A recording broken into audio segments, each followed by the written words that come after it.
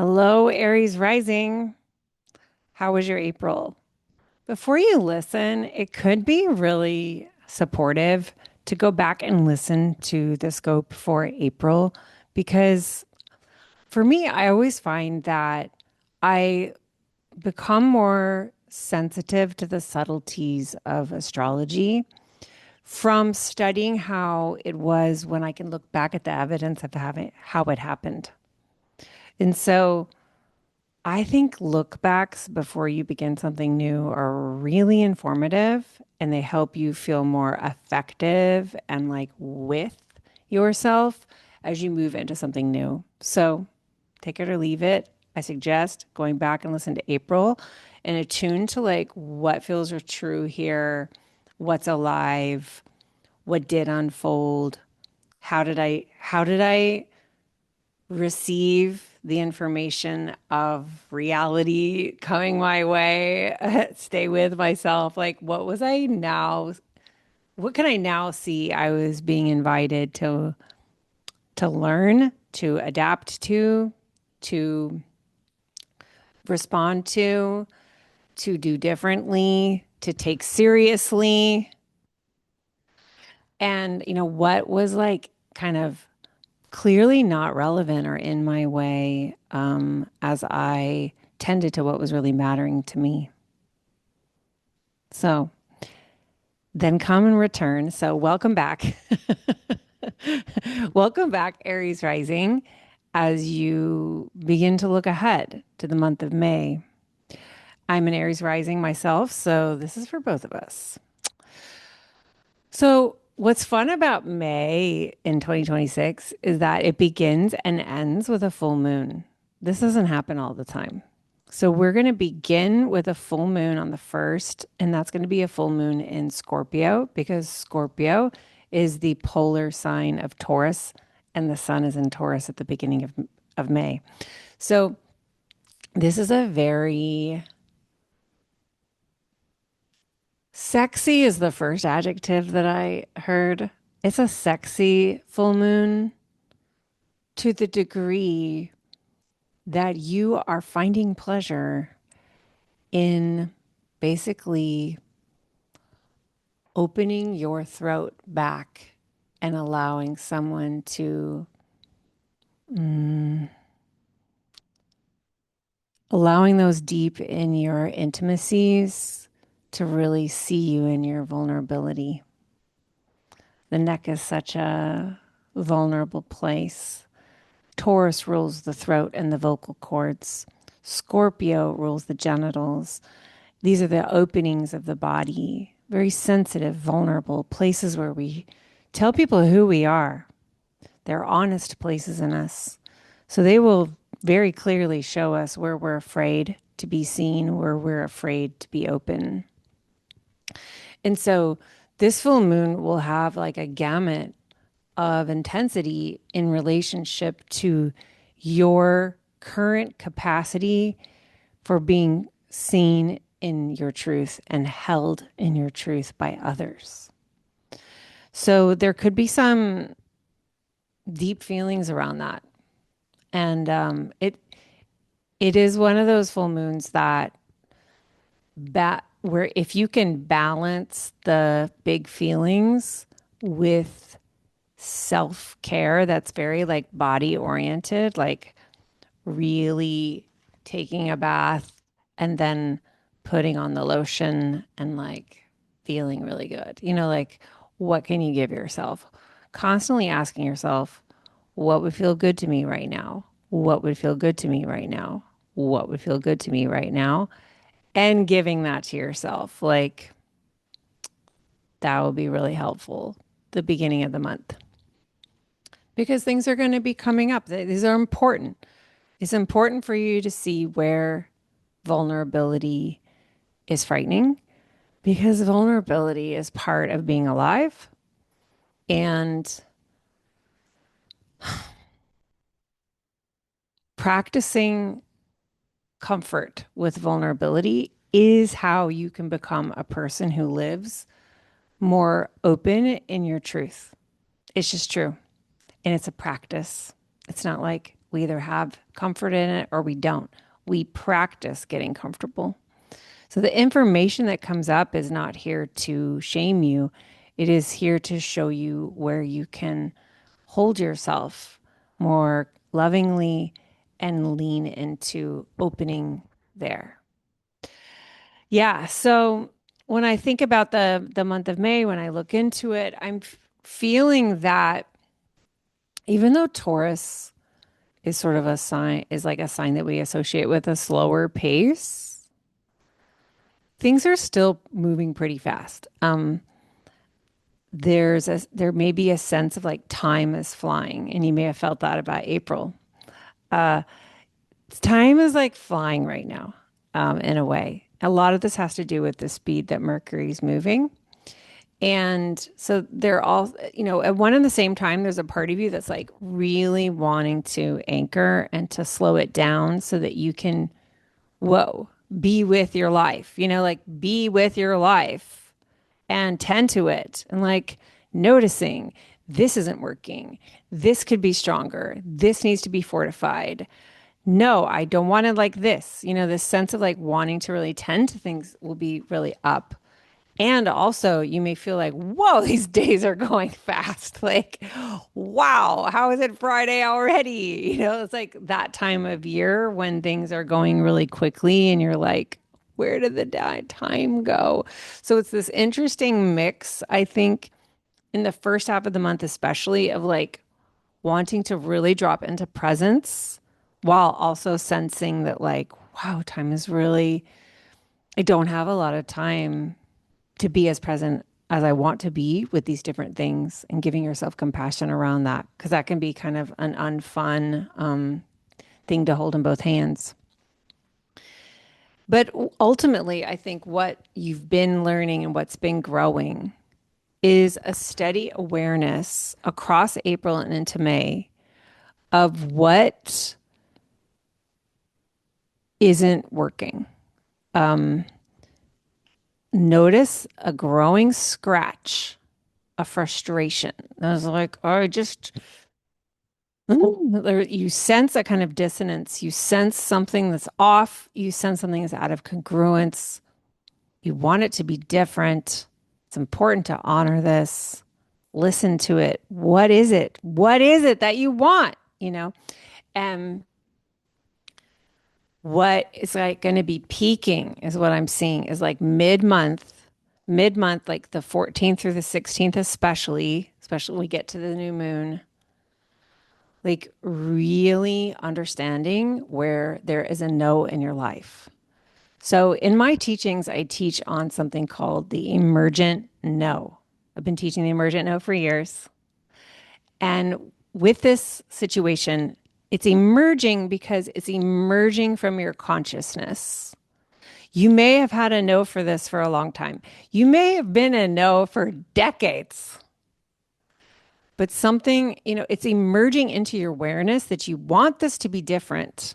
And part of how you know that is you sense that something is dying, you sense that something is rotting, it smells. So there's this I'm calling on your attunement to notice like what is not alive in your life right now, and you know it. Like it doesn't mean you need to cut it out, although you may want to. It may just mean that you want to really update things. You want to restructure them. You want to snip that thing out that's just like extra, that is kind of a pull on your time. And like the emergent no can sometimes come with grief because you may have put in a lot of hours. You may have put in a lot of energy. You may have really believed in this thing once, maybe for a long time. But there's a part of you that this is your attunement to life, death, life. This is your attunement to aliveness. You are sensitive to this has to change. This has got to change. And I think that come mid-May, you're going to really know what it is and you're going to feel aware of what you need to do. My invitation is to stay with yourself. I'm linking in the show notes here my little mini workshop that has a handout that can help you with your emergent no that you may have. I have a whole framework around it. If you're like, yes, help, I have this. Okay. So, I think that what you're going to feel though is that on the other side of that, with kind of a death process is what it is. That's why it hurts. There's going to be some winds of change. Like, whoa, like things are shifting. Like mid-month, we're going to have a lot of like planets changing signs and things are happening where it's like, whoa, like who's this? Like the energy shifts. The energy is going to shift and things are going to move into a more of an openness where you may not be feeling like you're in such a deep confrontation with your values. So like a deep confrontation of like, what is the truth of what I want? What what do I want? And where's the boundary that I need to instate for this? You're able now to move, especially if you really honored that, you're going to be able to now move into something more playful with more movement as Mercury and the Sun, they shift into Gemini, Venus moves into Cancer, Mars moves into Taurus, lots of change. So it's almost like suddenly you're in a new perspective. This is fun thing with astrology is that we can see that life brings us opportunities to see things differently. And whatever we're going through right now, we won't be going through it forever.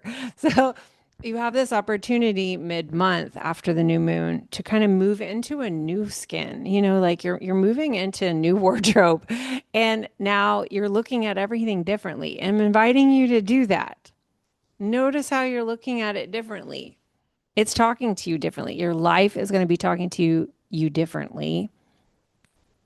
Pay attention to what's coming through because the information, the wisdom that's wanting to talk to you is going to be different. And everything's really building on what you've been learning.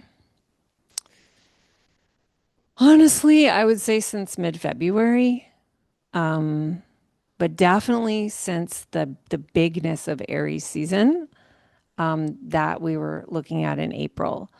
So it's sort of like you set out onto something that got going, and now you've been moving through what is it really going to mean to make all these changes? Things can't be the same, right? So you're learning about what's got to change down to like basic routine levels so that you can be the person who are stewarding these changes into your life that you've been bringing into form since February and definitely since early April. So then we're going to move into a period of time that is going to be a little more WTF astrology. So the outer planets are getting involved. There's going to be some shakeups. Of course, this will be happening at a collective level. So at some level, we individuals are always connected to the collective. There will be some collective things that are shaking up in the second half of the month. And it's a really good idea for your own personal life to build in some padding around, especially 21 through 26, I would say, because when these collective things happen, we often just like want a little more space to ourselves. We want space to get informed, to really tune in, like, how do I want to respond? Like, what do I need to give myself? Like, what boundaries are necessary? How informed do I want to be around this? Like, how many other people's point of views do I want in my space? So there may be that kind of energy in the air. And also you may be feeling things literally at a personal level where there's some kind of shakeups in news. We have these little windows. Like, wasn't planning on that this week.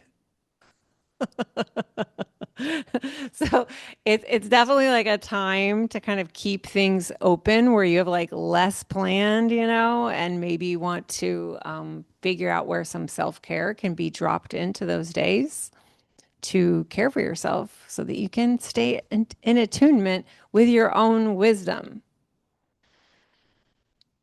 And then on the other side of this, we're going to have another full moon. The full moon is Sagittarius on the 31st. And this one I really like. I think it's going to be very illuminating around all those things that we've been learning. We were learning a lot in May. And this Sag moon is coming up and it's got a lot of support. It has a lot of support for you to like really hold the richness of the journey that you're on right now and really validating that journey as important and one that has profound wisdom to tap into. Profound wisdom. Plan on it. Create a ritual where you can put it all on a piece of paper, many pieces of paper, the profound wisdom that is rolling through my life because of the month that I've been living in, the spring that I've been living in, the year that I'm living in, the timeline that I'm on. It's a wonderful time to really sense like, because of these certain events, these other people came into my life. These teachings came into my life. These opportunities came into my life. The learning how to do this for myself came into my life. That friendship came into my life. This movie came into my life. Like that's what I mean. Like it's really the opportunity to notice like the large pattern. And like even if you don't enjoy living through XYZ, the truth is that because I'm living through that, I've started to think about these things all very differently. And I've opened my point of view in so many ways. And I now have perspectives that I never had before. And like noticing how expansive that is and how there may even be layers of wonder that are available to you amidst change and grief, amidst letting certain things go. There may be certain awarenesses of the deep wonder of what it is to be a human being alive on this earth, learning things and having experiences and opening your heart to change. Yeah, I think like the larger message I would want to give you is just like continue to stay with the dream that you're building. This is a month where things are going to come through that are going to help you get more clear. And part of getting more clear is noticing what's frustrating. Where is there tension? Where do I feel dissonance? Where do I not like how this feels? And what pulls me away from the thing that I'm tending to? Do I need boundaries around what pulls me away from what I said I really care about? And like fine tuning the way you do you in your processes so that you can stay with the thing amidst the changing environment. Only you can provide the boundaries that you need. And that is some of the deep wisdom of this month is like, where are there no's? Where are there boundaries that are needed? Where can you fortify things with yourself so that you can stay to what you really, really want to stay with, what you said you were going to stay with, where your energy is excited? These things are not coming up to tell you to end it. They're not coming up to say it was a bad idea, give up. They're coming up to fortify you. This is a fortification process. And if you can see it that way, you can trust in the intelligence of how it's moving through your life. All right, Aries Rising, inviting you to tune in again in a couple of weeks. Maybe make a little note in your planner just to see how you're doing once you're really in it. And then I hope to see you again in June. Cheers.